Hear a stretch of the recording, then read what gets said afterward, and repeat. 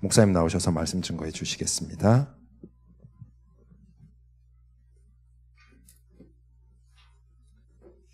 바울이 오늘 감옥에 갇힌 중에 빌레몬이라고 하는 중요한 중직자에게 보낸 편지입니다. 빌레몬서가 1장밖에 없다 보니까 사실 찾아보기가 어렵죠. 이해가 되어집니다. 근데 오늘 이 빌레몬서를 통하여서 얼마나 바울이 복음의 사람인지 또 기도의 사람인지 해답을 가지고 만나는 사람에게 다 치유하고 살리는 그런 전도자인지를 우리가 확인하기를 원합니다. 사실 직분자만 그럴 것이 아니고 우리 모든 성도는 분명한 세 가지 기준을 가지고 있어야 됩니다. 정말로 내가 구원받은 하나님의 자녀가 맞다고 하면 우리는 복음의 사람이 돼야 될 줄로 믿습니다. 복음만이 해답이기 때문에 복음의 사람, 복음 가지고 나도 살리고 어떤 사람도 살릴 수 있습니다. 또 복음은 하나님의 능력입니다. 바울이 말했지 않습니까? 십자가의 도가 멸망받을 자들에게 미련하게 보이지만 구원받은 우리에게 하나님의 능력이라 그랬어요. 내가 부득불 자랑한다. 내가 이 복음을 부끄러워하지 않냐고 자랑한다. 왜냐? 우리에게 구원을 주신 하나님의 능력이니까. 이 복음의 사람. 두 번째로 우리는 너무나 한계가 많이 있기 때문에 기도의 사람. 성도는 이렇게 되어야 됩니다. 구원받은 하나님에게 맞다고 하면, 성도가 맞다고 하면 마땅히 기도하고 마땅히 기도 응답받는 게 당연한 거죠. 그러면서 어떤 사람을 만나든지 해답을 주는 사람. 이렇게 세 가지의 기준을 딱 우리가 갖추고 또 이번에도 예배 중직자로 부름받은 분들도 늘 이 부분을 기억하십시오. 나는 복음의 사람이다. 복음 가지고 모든 사람 도울 수 있다. 또 복음의 능력 가지고 어떤 것도 할 수 있다. 이 축복을 누려야 되겠습니다. 오늘 짧은 한 몇 절 읽었습니다만은 집에 가서 한번 다시 읽어보세요. 바울이 얼마나 복음의 사람인지, 내가 얼마든지 너에게 명할 수 있지만 부탁한다. 빌레몬을 향하여서 바울이 빌레몬에게 복음을 주고 살렸거든요. 중직자로 세워져서. 근데 지금 오네시모라고 하는 이 잡혀온 이 노예를 말이요, 해답을 완전 줘버려요.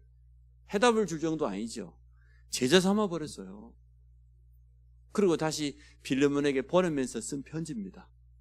이 속에 보면 얼마나 바울이 오늘 4절에 그랬잖아요.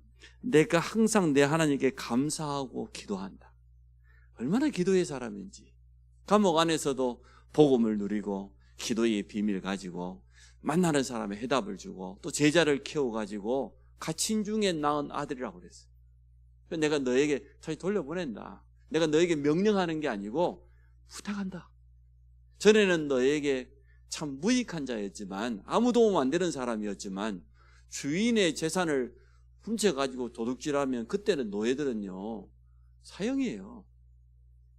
그러한 오네시모를 다시 보내면서 이제는 너에게 유익하다.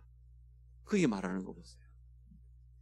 자, 오늘 복음의 사람은 어떤 사람입니까? 복음을 아는 자지. 복음을 가진 자입니다. 복음을 아는 자가 무슨 말입니까? 저는 처음에 복음을 처음 받았을 때 충격이었습니다.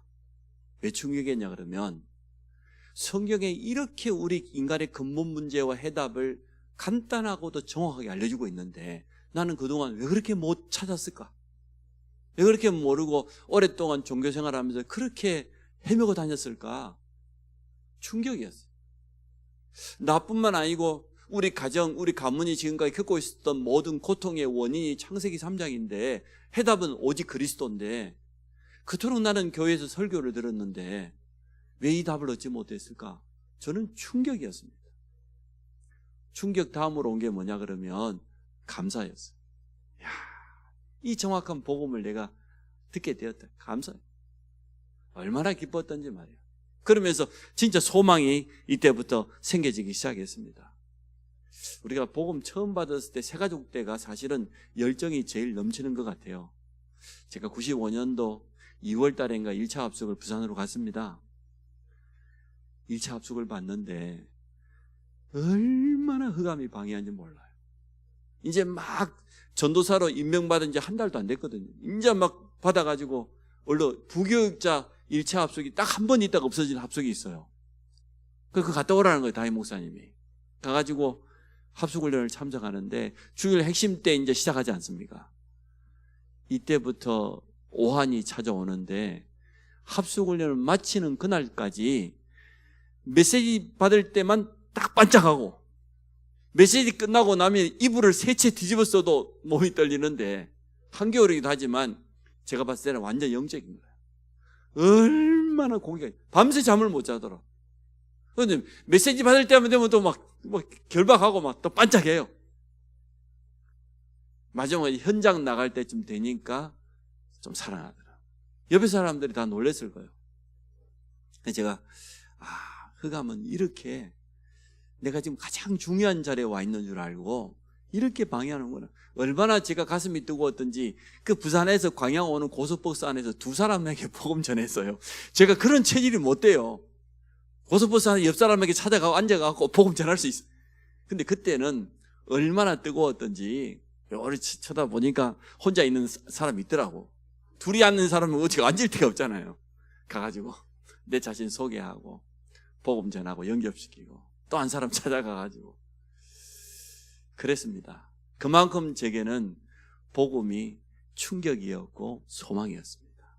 참 하나님 앞에 감사할 수밖에 없었습니다. 그래서 복음을 아는 자, 복음을 가진 자는 이때부터 우리에게는 영원한 생명이 들어온 거죠. 우리는 영생이라고 말하지 않습니까? 베드로가 내게 있다고 그랬어요. 내게 있는 건 너에게. 가지고 있는 자는 얼마든지 전달할 수 있는 것 아닙니까? 필요한 사람이 있으면 언제든지 줄 수 있는 거죠. 우리에게는 영원한 해답인 영원한 생명인 예수 그리스도가 있습니다.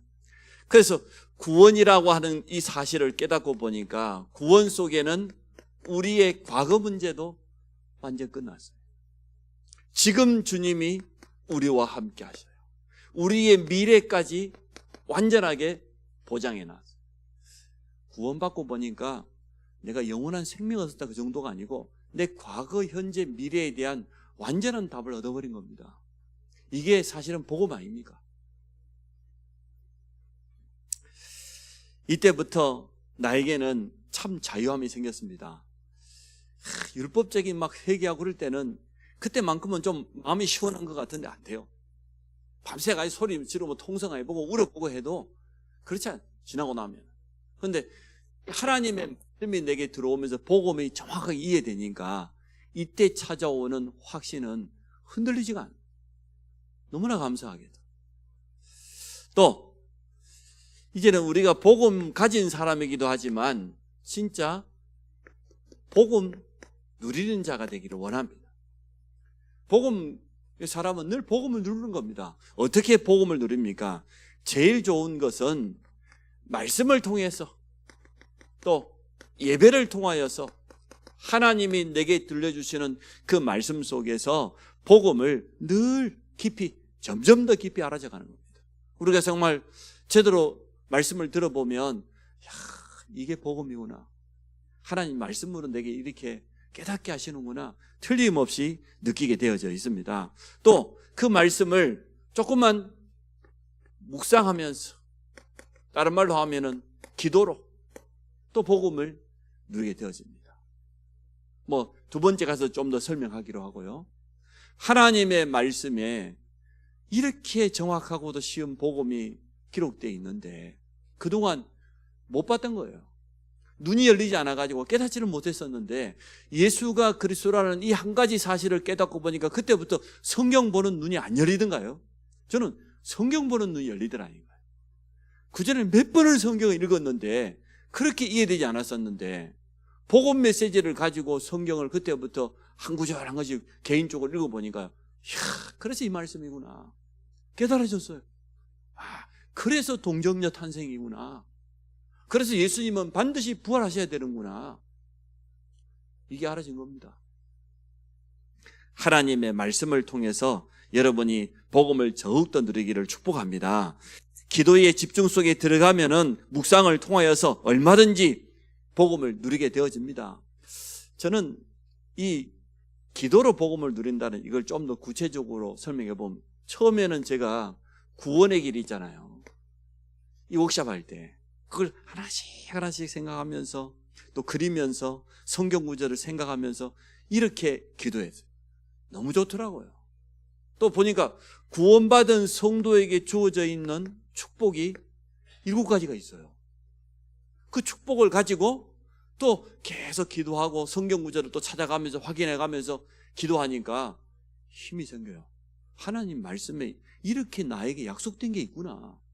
나는 그동안 말씀을 단편적으로 보다 보니까 너무나 몰랐었는데, 제가 말씀드린 것처럼 신앙 발판 10가지를 가지고 기도를 해보니까 얼마나 행복한지.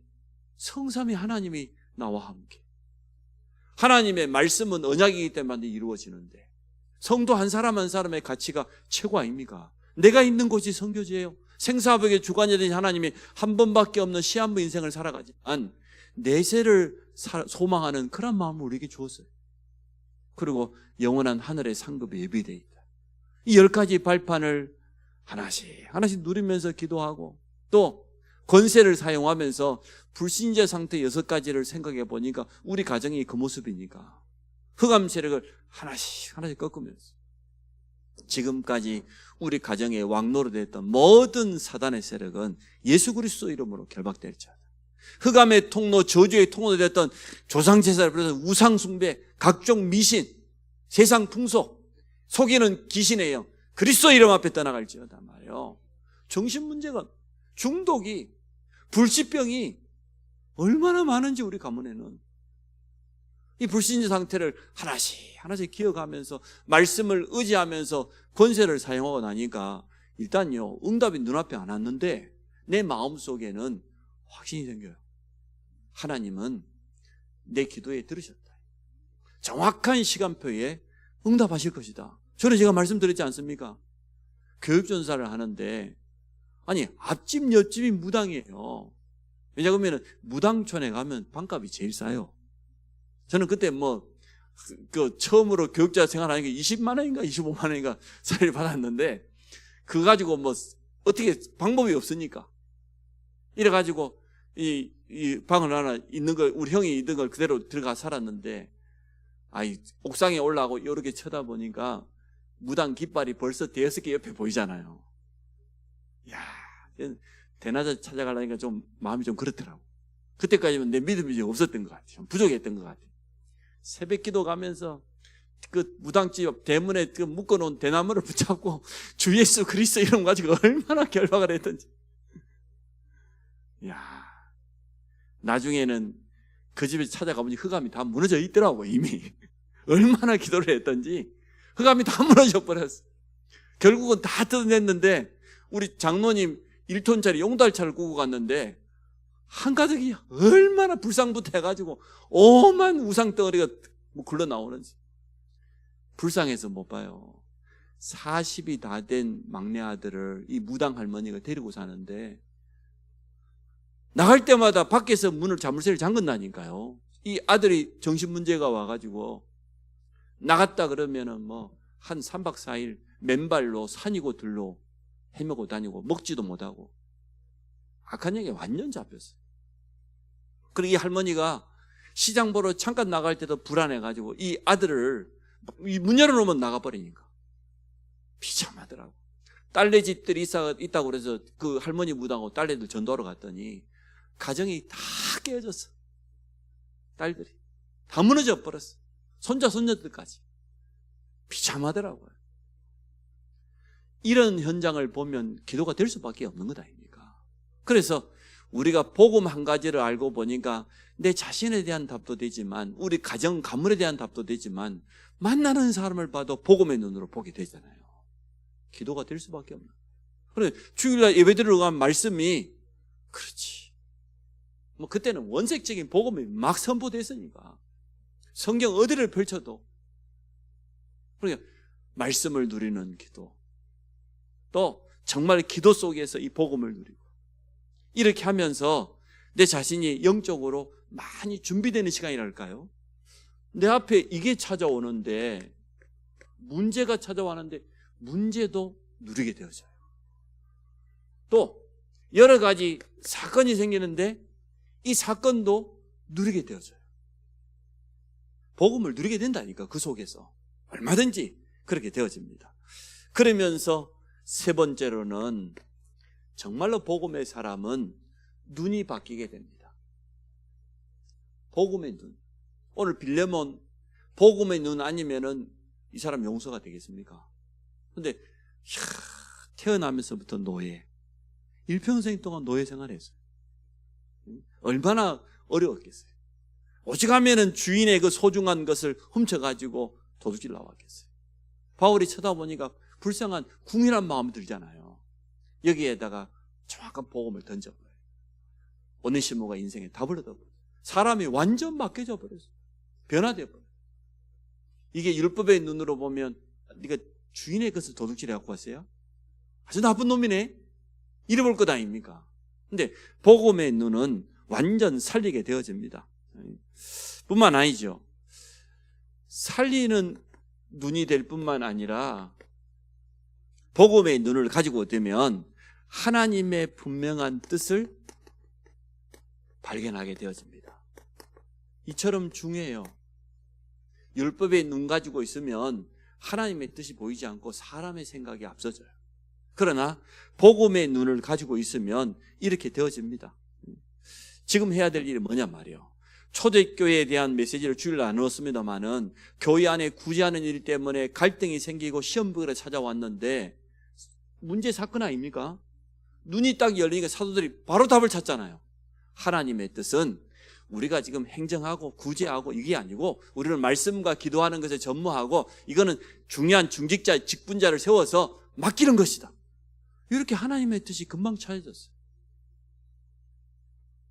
또 복음은 이 복음의 눈을 가지면 모든 것을 축복으로 바꾸는, 변화시키는 이러한 능력을 가지게 됩니다. 그래서 일단은 직분자 이전에 여기 있는 우리 성도님들이 내가 먼저 복음의 사람이 되어야 되겠다. 나는 날마다 복음을 누리고 복음의 눈을 가지고 모든 것을 보고 그래서 모든 사람을 살리는 이러한 응답을 누리시기를 바랍니다. 두 번째, 기도의 사랑, 성도의 기본입니다. 기도 응답에 대한 약속이 성경속에 너무나 많이 있기 때문에 다 열거할 필요는 없겠지요.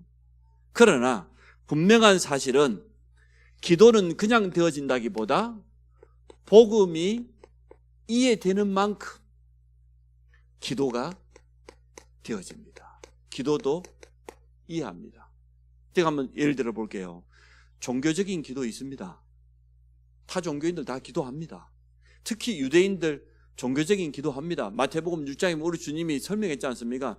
저 이방인들처럼 중언부언하지 말아요. 사람에게 보이려고 그 뭐 시장 의기에서 그렇게 기도하지 말고 은밀한 중에 가서 골방에 들어가서 기도해라. 금식했다고 막 표시내고 그럴 필요도 없이 금식할 때에도 머리에 기름 바르고 아무 이상 없는 것처럼. 그 종교인들의 기도 있습니다. 틀린 기도입니다. 또 율법적인 기도 있습니다. 뭐 금식하고 회개하고 회개해야 돼요. 근데 날 심심하면 금식하고 회개하고. 이 율법적인 기도는 자신만 정죄한 게 나중에는 타인까지 분명히 정죄하게 돼 있어요. 그러나 복음을 누리는 기도는 어떻게 되어집니까? 하나님을 바로 알고 그리스도를 알고 보니까, 복음을 깨닫고 보니까 그리스도 안에 감춰져 있는 이 놀라운 비밀을 늘 새롭게 누려가는 거죠. 하나님의 말씀을 받고 보니까 그 말씀 속에서 또 복음이 더 깊어지고, 이게 복음 누리는 기도거든요. 이러한 복음이 이해되는 것만큼 기도가 회복되는 축복을 여러분 누리시기를 바랍니다. 그래서 바울은 복음 깨닫자 말자요. 뭐 했습니까? 일부러 자기 개인적인 시간을 내가지고 아라비아 사막으로 가가지고 구약 성경 전체를 다시 한번 복음으로 재해석하면서 깊이 그리스도로 인생의 답을 내는 그러한 시간을 가졌습니다. 우리 처음에 복음 받았을 때 참 기도 운동이 뜨거웠습니다. 또 집회 가면 찬양하고 기도하는 시간이 얼마나 뜨거웠는지 몰라요. 요즘은 보면은 그냥 말씀 받는 거기에 주가 돼 있지 나머지 부분이 좀 약한 것 같아요. 요즘 새벽에 많은 분들이 나와서 부르짖어 주니까 제가 참 좋아요. 너무나 감사할 일인 것 같아요. 그래서 오늘 기도의 사람인데 우리가 가지고 있는 기도입니다. 복음을 이해하는 것만큼 기도가 되어지기 때문에 조금 더 우리는 더욱더 깊이 아까도 말했던 것처럼 말씀을 통해서 복음을 누리고 기도를 통해서 복음을 누리고 문제와 사건을 통해서도 복음을 누리지만 똑같이 우리는 하나님의 말씀 가지고 얼마든지 누리는 기도가 되어집니다. 그래서 말씀을 듣는 거, 기록하는 거, 청취하는 거, 이게 기도입니다. 사실 기도 중에 가장 좋은 기도는 이 기도입니다. 하나님의 분명한 약속을 붙잡은 그러한 기도이기 때문에 더욱더 그러겠죠. 일단은 여러분이 말씀이 은혜가 된다 안 된다를 떠나서 한번 하나님 앞에서 다시 한번 천천히 들어보면 틀림없이 내게 들려오는 하나님의 음성이 있을 거예요.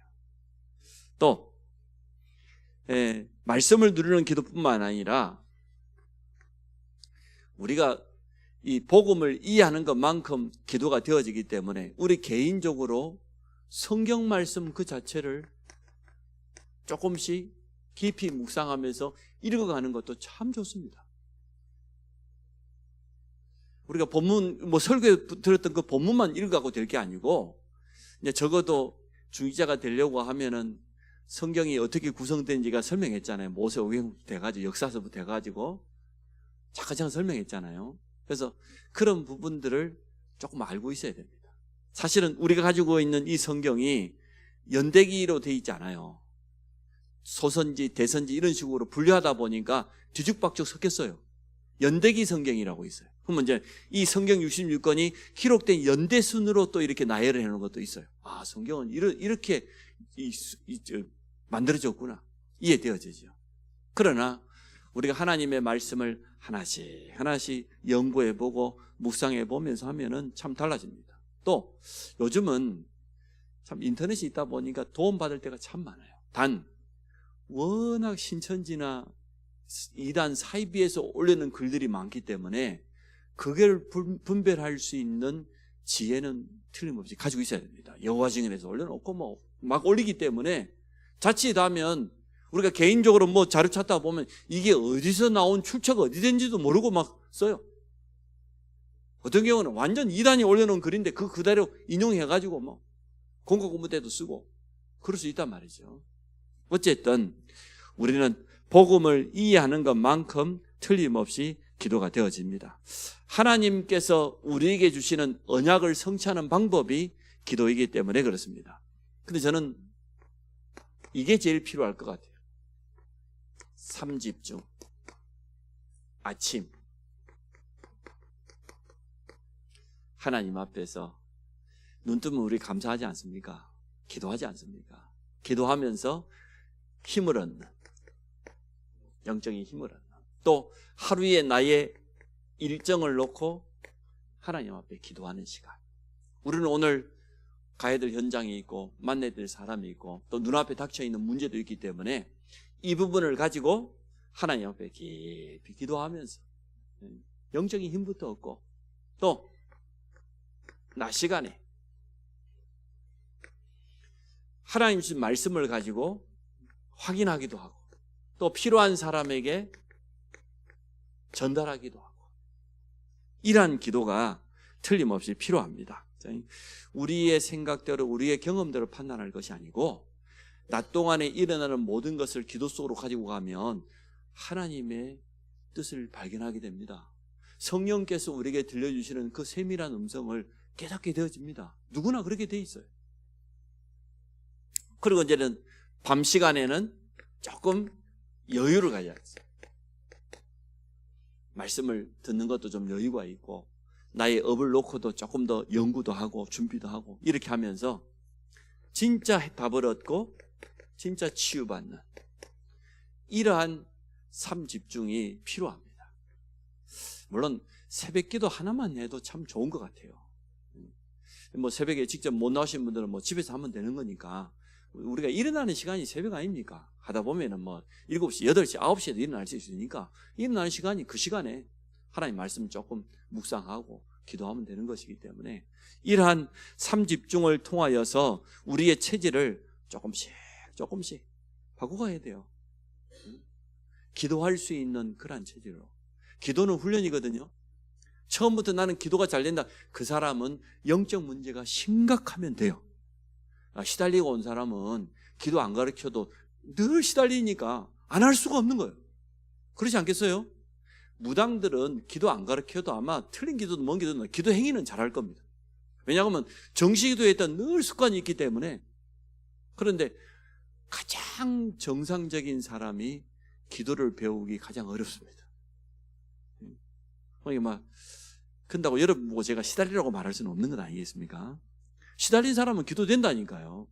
내가 내 몸 안에 큰 문제가 오고 그러면 기도하지 말라고 해도 기도 되어져요.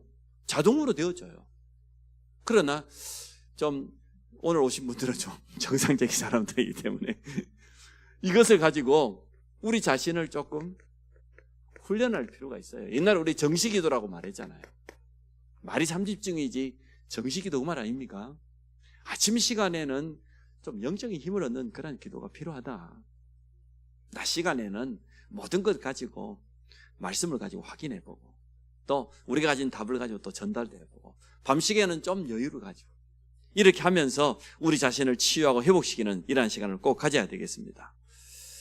이렇게 해서 응답을 체험하면 사람이 달라집니다. 그래서 우리는 기도응답 받을 수밖에 없는 그런 사람이기 때문에 마가복음 11장 24절에 주님이 우리에게 약속했어요. 무엇이든지 기도하고 구한 것은 어쩐다고? 받은 줄로 믿으라. 그리하면 너희에게 그대로 되리라. 기도 행위보다 더 중요한 것은 믿음입니다. 믿음의 기도가 있어야 돼요. 기도 행위 그 자체의 목적이 있는 게 아니고 단 1분을 기도해도 믿음 가지고 기도해야 돼요. 하나님의 약속 붙잡고 나가야 돼요. 내 생각 가지고 하는 기도는 그건 기도 아닙니다. 하나님의 말씀에 분명히 내게 주신 약속이 있으니까. 그래서 말씀 붙잡고 하는 기도가 가장 좋은 겁니다. 오늘 빌레몬서 1장 4절에 보니까 바울의 기도가 간단히 소개되어 있습니다. 내가 항상 내 하나님께 감사하고 기도할 때에 너를 말함은, 오늘 빌레몬에게 보내는 글이죠. 또 기도는 모든 것을 가능케 하지 않습니까? 모든 사람을 기도로 도울 수 있습니다. 또 좀 심하게 표현하면 모든 사람을 기도로 바꿀 수 있습니다. 모든 상황도 기도로 바꿀 수 있습니다. 이러한 믿음의 기도를 가진 사람들이 일어나게 되면 그 사람이 들어간 현장은 다릅니다. 7명의 렘넌트 한 명 한 명 쳐다보면 하나같이 기도의 사람 아니었어요. 하나님 주신 언약 분명히 붙잡고 기도 속에 들어가서 모든 걸 뛰어넘는 거거든요. 자, 시간이 없으니까 세 번째로 넘어갑니다. 해답을 주는 사람. 우리가 이제 답을 가지고 있잖아요. 이 땅 문제의 시작과 정확한 해답 분명히 가지고 있어요. 3단체가 말하고 있는 거 거의 속임수입니다. 물론 그들이 말하고 있는 대로 능력이 나타나기도 하고 또 특별한 체험할 수 있겠지만 하면 할수록 점점 더 영적 문제에 더 장악될 수밖에 없어요. 근데 성경에는 너무나 정확하게 말해주고 있습니다. 우리 인간 문제는 영적 문제다. 다른 말로 하면 하나님 떠난 문제예요. 하나님 떠난 원죄예요. 이 문제를 우리 인간은 해결할 수 없고 종교로도 절대 해결할 수 없기 때문에 그래서 그리스도가 이 땅에 예수로 오신 겁니다. 예수 이름을 가지고 그리스도께서 오셔서 십자가에서 마지막 남기신 말씀 다 끝냈다는 것 아니에요. 완전한 해답이잖아요. 이걸 가지고 있습니다. 이것을 전달해 주는 게 해답 주는 사람이지. 빌레몬이 감옥 안에 잡혀왔는데 바울이 뭐 말했겠습니까? 다른 건 말하지 않았을 거예요. 틀림없이. 네가 노예이기 전에 영적으로 이미 노예였다. 흑암에게 장악됐어. 그러다 보니 태어나 보니 노예인데 그 가운데서 지금까지 이런 삶을 살다 보면 자신도 모르게 실수할 수밖에 없었던 거죠. 여기에 대한 근본 해답을 준 거지. 그리스도께서 너를 그 죄와 사망의 법에서 건지셨다. 십자가의 보혈로 우리의 모든 죄를 다 속죄해버렸다. 끝내버렸다. 그 예수 그리스도 만나면 우리 신분이 바뀐다. 죄인 그러면은 세상 사람은 자꾸만 윤리, 율법, 도덕적으로 막 보잖아요. 그게 아니고 영적인 이 죄에서 완전 빠져나올 수 있다. 그러니까 빌레몬이 이 복음을 받고 바울에게 아마 감옥 안에서 집중적으로 메시지를 받았겠죠. 네. 얼마나 좋은 시간입니까? 그 좋은 시간에 사실은 하나님의 계획은 이 빌레몬을 전도자 바울에게 붙여서 구원받을 뿐만 아니라 나중에는 에베소 지역에 이 빌레몬을 도와가지고 오네시모가요. 그 지역에 감독이 됐다니까요. 지금 말하면 목회자가 되었어. 놀라운 일이 일어났습니다. 이게 하나님의 계획 아니겠습니까? 3단체를 중심으로 해서 흑암에게 장악되고 이용당하는 일들이 많아집니다. 많은 종교단체들이. 여기에 대한 우리는 분명한 답을 가지고 있기 때문에 해답을 가진 자, 누구를 만나도 해답을 줄 수 있는 이러한 축복을 우리가 가지고 있습니다. 유일한 해답은 오직이지요. 오직 예수 그리스도. 이 답을 가지고 언제든지 우리는 줄 수 있습니다. 왜냐 그러면 현장에 지금 필요한 것이 오직이기 때문에 다른 것은 다 있는 것 같아요. 그런데 딱 한 가지 복음만 없단 말이에요. 해답만 없단 말이죠. 그 현장. 사마리아 성을 쳐다봐도 그 어려움 당하는 현장에 뭐가 필요하겠습니까? 우리는 살리는 자입니까? 살리고 그리고 치유하는 거죠. 영을 먼저 살리고 나머지 부분들을 완전 치유하는 거죠. 그래서 우리 주교회와 예비 사역자들은 기도하면서 이번 신방 이후에 우리가 이 받은 응답을 그냥 놓칠 게 아니고 모든 주교회마다 나름대로 전도운동을 할 수 있는 그런 시스템들을 다시 한번 점검해 보시고요. 확인해 보시기 바랍니다. 제가 이번 주일이든 다음 주일이든 한번 모여가지고 구체적으로 그 부분을 좀 서로 소통도 하고 또 어떻게 그 응답을 확인해 나갈 것인지. 결국은 사람 아닙니까? 그 현장에 지속적으로 말씀 운동할 수 있는 사람만 준비된다고 하면 되는 것이기 때문에 그래서 좀 앞으로는 이러한 사역자들 모임을 구체적으로 지속적으로 가져서 좀 현장 보고도 좀 받고 또 우리 같이 소통도 하면서 어떠한 방향으로 현장에 해답을 주고 살리고 치유할 것인지. 치유라고 하는 이것이 앞으로는 전도의 가장 큰 문이 되기 때문에 현장에 있는 사람들 너무 어려워요. 그렇지 않습니까? 그래서 정확한 복음으로 생명을 주고 우리는 근본적으로 치유하기를 원합니다. 이렇게 하면서 우리는 이제는 날마다 초대교회 집에 있든지 성전에 있든 예수가 그리스도 가르치기를 그치지 않았다고 했는데 전도를 계획하는 겁니다. 늘 우리 마음속으로는 언제든지 누구를 만나든지 이 복음을 줄 수 있도록 우리 현장을 놓고 또 대상자를 놓고 기도하고 또 그 현장과 대상자에 맞게 전도 자료도 준비하고 중요한 시간표가 되어지면 이 사람을 초청하든지 아니면 직접 복음 전하든지 사역자를 붙이든지 대상자에 따라서 우리 허준모님 다민족 가족 초청했다잖아요. 어린 자제가 있고 그러니까 음식까지 만들어가지고 초청하고 복음 전하고 그랬다는 참 무슬림이 일단은 중모님 가정에 왔다는 그 자체가 사실 기적 같은 일인데 정확한 복음을 들었을 거 아니에요. 얼마나 이게 소중한 일입니까?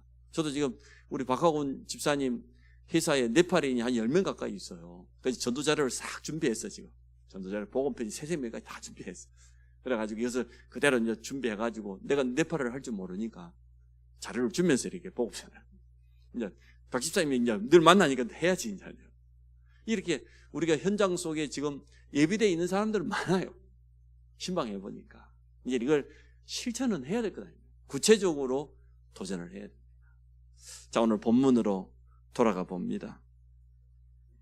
자, 바울의 기도가 4절에 나와 있습니다. 빌레몬에게 하는 말이지요.